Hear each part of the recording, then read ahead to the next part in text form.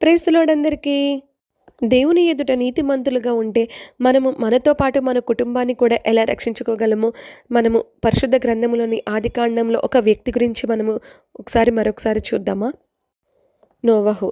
నోవహు మనకెంతో సుపరిచితమైన వ్యక్తి. నోవహు దినాలలో భూమి ఎంతగానో చెడిపోయి ఉన్నది.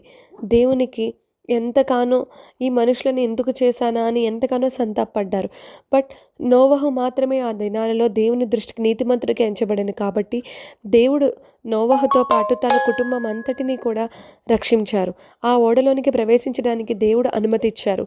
నోవహుతో పాటు ఆయన బిడ్డల్ని, తన భార్యని, 3 కుమారులను, 3 కోడంటలను కూడా దేవుడు ఆ ఓడలోనికి ప్రవేశించడానికి అనుమతి ఇచ్చారు.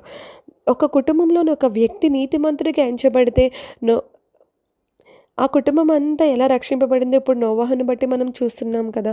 అలాగే మన జీవితాలలో ఎదుటి వాళ్ళు, మన పక్క వాళ్ళు నీతిమంతులుగా లేరు, మనం ఒక్కలం ఉంటే సరిపోతుందా అని అనుకోవడం మనం అస్సలు అనుకోకూడదు. మనం నీతిగా జీవిస్తూ మన కుటుంబం గురించి ప్రార్థిస్తే దేవుడు తగిన ప్రతిఫలం దయచేస్తారు. దేవుడే రక్షిస్తారు మన కుటుంబాన్ని.